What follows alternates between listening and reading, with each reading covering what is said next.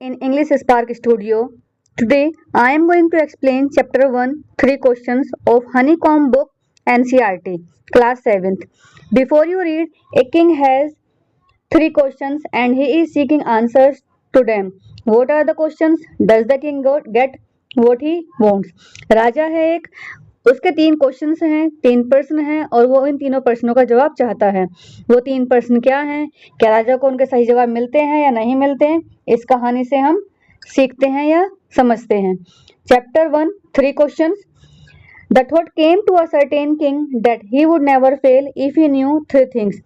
एक राजा के दिमाग में एक विचार आता है कि यदि वह 3 चीजों के जवाब जान लेता है तो अपने जीवन में कभी भी फेल नहीं होगा। These 3 things were, वो 3 चीजें हैं। What is the right time to begin something? Begin का मतलब होता है स्टार्ट करना। किसी भी चीज को शुरू करने का सही समय क्या होता है? Which people should he listen to? उन्हें किन लोगों के बारे में या किन लोगों की बातें सुननी चाहिए? What is the most important thing for him to do? सबसे इम्पोर्टेंट चीज क्या है उसके लिए करने के लिए? The king therefore sent messengers throughout his kingdom, promising a large sum of money to anyone who would answer these 3 questions. अब राजा क्या करता है? अपने मैसेंजर्स को अपने किंगडम में भेज देता है, ये वादा करते हुए कि जो भी उसके प्रश्नों के जवाब देगा वो उसे एक लार्ज सम ऑफ मनी मतलब कि काफी सारा पैसा देगा। Many wise men came to the king, but they all answered his questions differently. काफी सारे wise men, इंटेलिजेंट लोग उसके राजा के पास आते हैं और भिन्न भिन्न प्रकार के वो जवाब, अलग अलग तरीके के जवाब वो देते हैं। In reply to the first question, पहले क्वेश्चन के रिप्लाई में या जवाब में some said the king must prepare a timetable and then follow it strictly. कि राजा को एक टाइम टेबल प्रिपेयर करना चाहिए और उसे स्ट्रिक्टली फॉलो करना चाहिए। Only in this way, they said, केवल इसी प्रकार से उन्होंने कहा कि केवल इसी प्रकार से ही could he do everything at its proper time. इस प्रकार से वो हर चीज अपने सही समय पर कर पाएगा। Others said that it was impossible to decide in advance the right time to doing something. कि ये तो इम्पॉसिबल है कि किसी भी काम को शुरू करने से पहले एडवांस में ही डिसाइड कर लेना कि कब उस काम को करना चाहिए। The king should notice all that was going on. अब राजा जो भी वहां पर चल रहा था सबको नोटिस कर रहा था। Avoid foolish pleasures, कि जो foolish बेकार के जो प्लेजर्स की चीजें हैं उनको अवॉइड करना चाहिए। And always do whatever seemed necessary at that time, और हमेशा वही करना चाहिए जो उस समय पर नेसेसरी जरूरी दिखाई दे। Yet others said that the king needed a council of wise men. दूसरे लोगों ने कहा कि राजा को जरूरत है एक काउंसिल ऑफ वाइज मैन, मतलब कि ग्रुप जो इंटेलिजेंट लोग हैं, ये काउंसिल का मीनिंग यहाँ दिया हुआ है, a group of people chosen to give advice और to make rules. Council of wise man who would help him act at the proper time, कि उसे एक वाइज मैन की काउंसिल मतलब कि ग्रुप की जरूरत है जो उसकी हेल्प करेंगे सही समय पर एक्ट को या काम को करने के लिए। This was because one man would find it impossible to decide correctly. ये इस वजह से है क्योंकि एक इंसान, ठीक है, एक इंसान डिसाइड नहीं कर सकता सही तरीके से किसी भी, ये इम्पॉसिबल है एक इंसान के लिए किसी भी काम को करना विदाउट हेल्प फ्रॉम अदर्स, दूसरे लोगों की हेल्प के बिना। The right time for every action, her action के लिए, हर काम के लिए सही समय चुनना। बट देन अदर सेड, लेकिन फिर दोबारा दूसरे लोग कहते हैं, कुछ और लोग कहते हैं दैट देयर वाज समथिंग, कि कुछ चीजें ऐसी होती हैं विच कुड बी अर्जेंट, कि वो क्या होती हैं, अर्जेंट होती हैं। This thing could not wait for the decision of the council, और ये चीजें काउंसिल के डिसीजन का वेट नहीं करती हैं। In order to decide the right time for doing something, किसी भी काम को सही समय पर करने के लिए it is necessary to look into the future, जरूरी है कि उसको फ्यूचर में देखा जाए, भविष्य में देखा जाए। And only magicians could do that, और केवल जो मैजिशियंस हैं वो ही इस काम को कर सकते हैं। The king therefore would have to go to magicians, इसी वजह से राजा को किसके पास जाना चाहिए, मैजिशियंस के पास जाना चाहिए। In their answer to the second question some said that the people most necessary to the king were his counsellors. दूसरे क्वेश्चन के जवाब में कुछ लोग कहते हैं कि जो लोग सबसे ज्यादा नेसेसरी हों, राजा के जरूरतमंद जो हों सबसे ज्यादा राजा के, वो उसके काउंसलर्स बनने चाहिए। Counsellors means member of the council.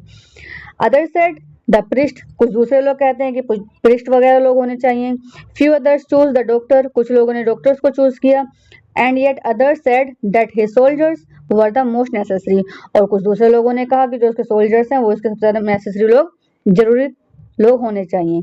To the third question some said science. अब तीसरे क्वेश्चन के आंसर में कुछ लोगों ने कहा साइंस, कुछ ने कहा fighting, and yet others religious worship, धार्मिक पूजा पाठ। As the answers to his questions were so different, अब जो प्रश्नों के जो जवाब मिल रहे थे वो सभी अलग अलग थे। The king was not satisfied, अब राजा उन सबसे संतुष्ट नहीं था। एंड गेव नो रिवार्ड, और उसने कोई भी इनाम नहीं दिया किसी को भी।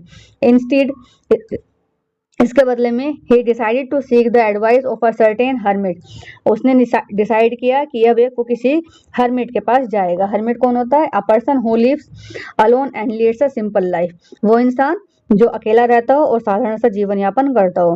Who was widely known for his wisdom, और जो अपनी बुद्धिमानी के लिए बहुत ज्यादा प्रसिद्ध हो। The hermit lived in a would, जो हर्मिट है वो वुड में रहता है। वुड यहाँ पर एक फॉरेस्ट है। विच ही नेवर लेफ्ट, जिसको उसने कभी भी नहीं छोड़ा। He saw no one but simple people, उसने किसी को नहीं देखा, केवल साधारण लोगों को देखा। And so the king put an ordinary clothes, इसलिए राजा भी क्या करता है? साधारण से कपड़े पहनता है।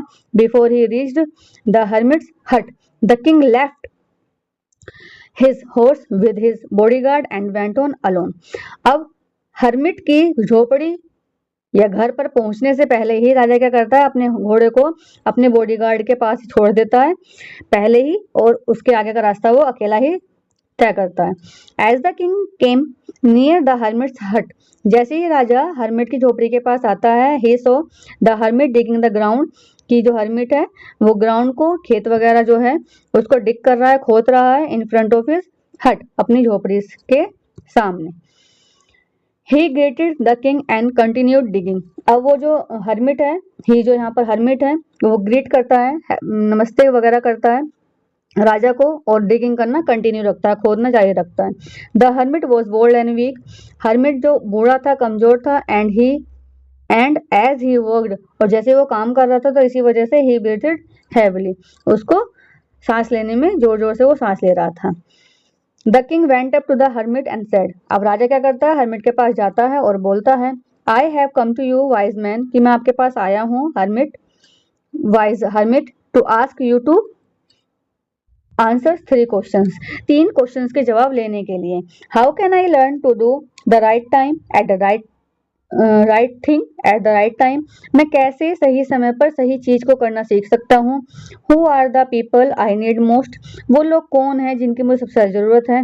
And what affairs are most important, और किस प्रकार के काम सबसे ज्यादा जरूरी या इम्पोर्टेंट है। The hermit listen to the king, hermit क्या करता है? राजा को सुनता है, बट डिड नॉट स्पीक, लेकिन कुछ बोलता नहीं है। ही वेंट ऑन डिगिंग, बल्कि अपनी डिगिंग करना ही कंटिन्यू रखता है। You are tired said the king, राजा बोलता है तुम थक चुके हो। Let me take the spade and work in your place, चलो मुझे स्पेड दे दो और मैं तुम्हारे जगह पर काम क्या करता हूँ। अब स्पेड क्या है? ये फावड़ा है जिससे वो डिगिंग कर रहा था hermit. Thanks said the hermit, hermit उसे थैंक कहता है। Giving the king his spade, राजा को अपना स्पेड देते हुए। Then he sat down on the ground, और फिर उसके बाद जो हर्मिट है वो ग्राउंड पर रेस्ट करने के लिए बैठ जाता है। When the king had dug 2 beds, जब राजा ने 2 बेड्स को डग कर दिया था, खोद दिया था। बेड्स यहाँ पर क्या है? Small patches of ground for plants, patches मतलब छोटी छोटी क्यारियां बना दी जाती हैं ग्राउंड पे प्लांट्स को ग्रो करने के लिए। He stopped and repeated his questions, वो रुकता है और फिर अपने क्वेश्चंस को रिपीट करता है। The hermit gave no answers, अब हर्मिट कोई भी जवाब नहीं देता है, बट स्टूड अप, खड़ा हो जाता है। Stretching out his hand for the spade and said, now you rest and let me work, अपने हाथ को फावड़े के लिए आगे की तरफ बढ़ाते हुए हर्मिट बोलता है, अब आप रेस्ट करो और मुझे काम करने दो। But the king did not give him the spade and continue to dig, राजा ने हर्मिट को स्पेड नहीं दिया और वो अपने मतलब डिगिंग करना उसने कंटिन्यू रखा। 1 hour passed, then another. The sun went down behind the trees, and at last the king stuck the spade into the ground and said, 1 घंटा पास हो गया, फिर दूसरा भी गया, धीरे धीरे सन भी छुप रहा था पेड़ों के पीछे। लास्ट में राजा क्या करता है, स्पेड को, फावड़े को मिट्टी में गाड़ देता है और बोलता है, I came to you wise man, मैं आपके पास आया था बुद्धिमान आदमी या इंसान, for an answer to my questions, अपने क्वेश्चंस के जवाब के लिए। If you can give me no answer, यदि आप कोई जवाब नहीं दे सकते, टेल मी, मुझे बता दीजिए, सो आई विल रिटर्न होम, तो मैं अपने घर वापस चला जाऊंगा। Here come someone running, said the hermit, इतने में ही हर्मिट को फील होता है कि कोई भागता हुआ आ रहा है। ठीक है, ये कॉम्प्रिहेंशन चेक है, इसको बाद में करते हैं। देन सेकंड पार्ट स्टार्ट होता है।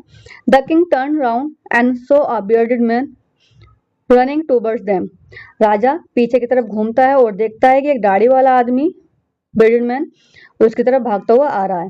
His hands were pressed against his stomach, उसके हाथ उसके पेट के ऊपर प्रेस करे हुए, मतलब दबे हुए हैं, उसने अपने पेट को अपने हाथों से दबाया हुआ है। From which blood was flowing, जिसमें से क्या हो रहा है, खून बह रहा है। When he reached to the king, जब वो राजा के पास पहुंचता है, he fainted and fell to the ground. Fainted means होता है lost consciousness, बेहोश हो जाता है और जमीन पर गिर जाता है। The king and the hermit, राजा और जो hermit है, removed the man's clothing and found a large wound in his stomach. उसके कपड़ों को रिमूव करते हटाते हैं और उन्हें मिलता है कि उसके पेट पर बहुत बड़ा सा एक घाव बना हुआ है।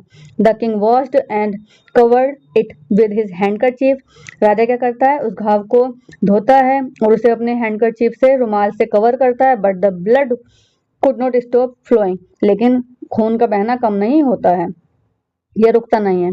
The king redressed the wound until at last the bleeding stopped, राजा बार बार ड्रेसिंग करता है घाव पर जब तक खून रुकना बंद नहीं होता।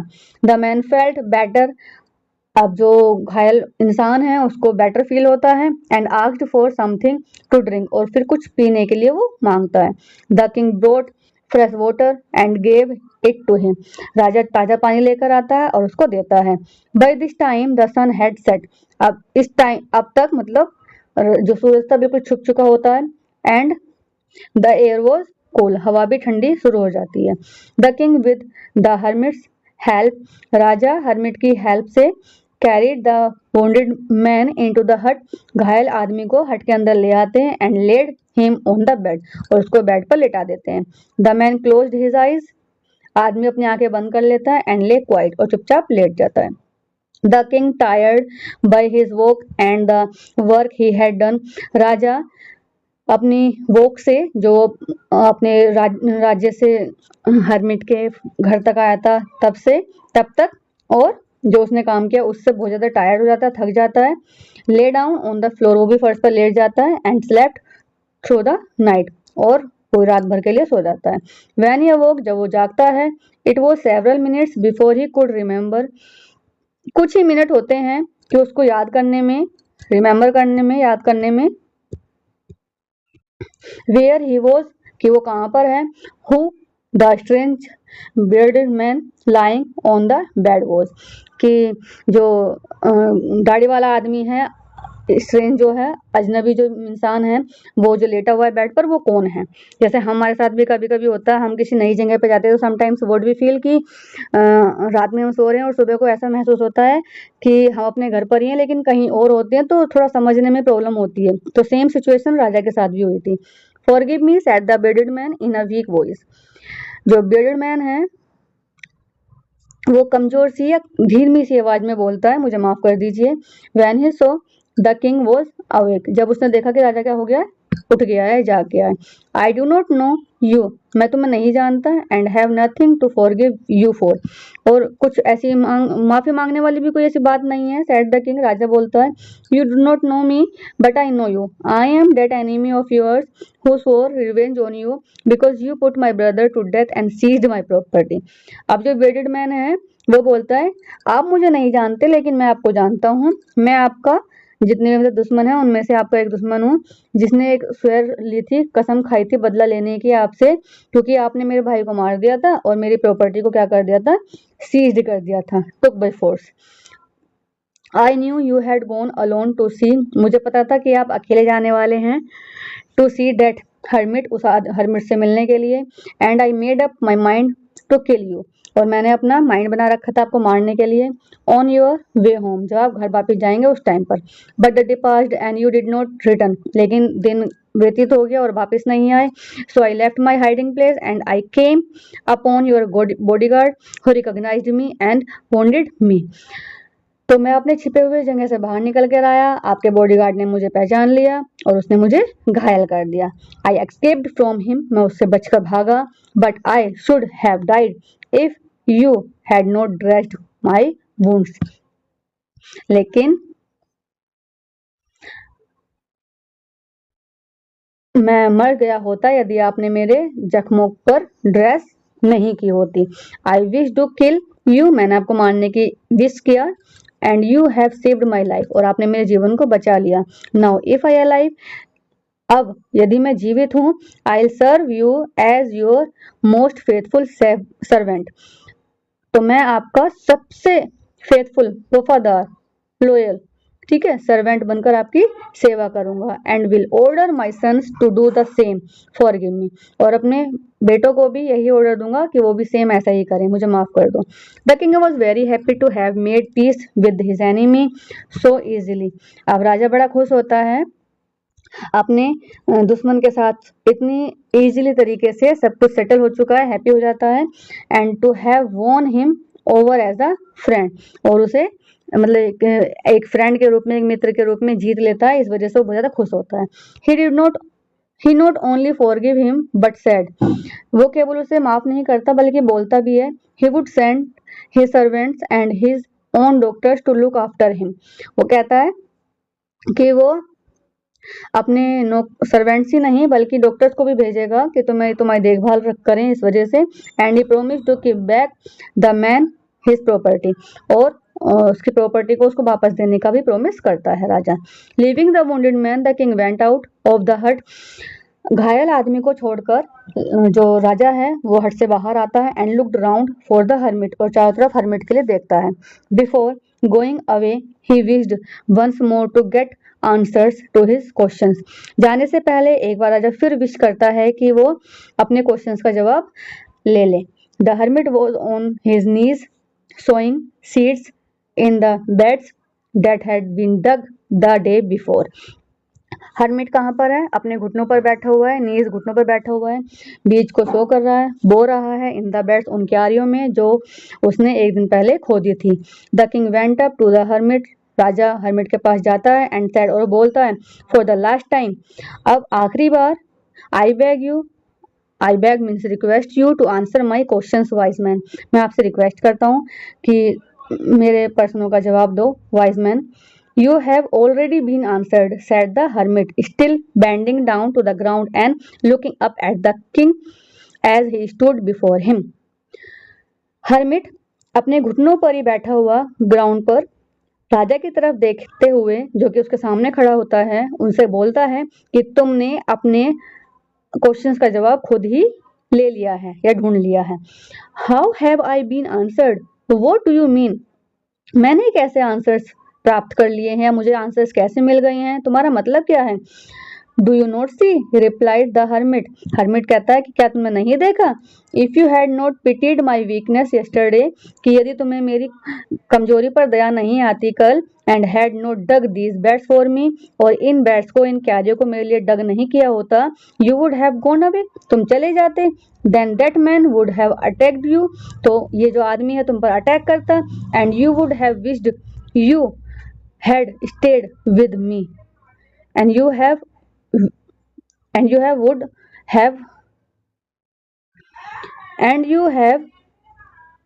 you would have wished you had stayed with me, तो इस प्रकार से तुम मेरे पास नहीं रह पाते। So the most important time was when you were digging the beds, तो सबसे ज्यादा इम्पोर्टेंट टाइम क्या था, जब तुम इन बैट्स को डिग कर रहे थे, खोद रहे थे।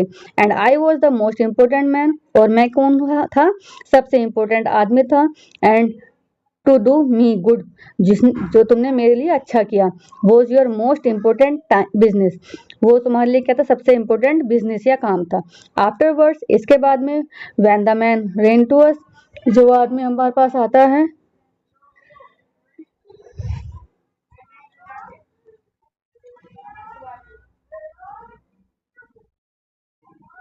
The most important time was when you were caring for him, सबसे इम्पोर्टेंट टाइम क्या था? जिसके लिए तुम केयर कर रहे थे।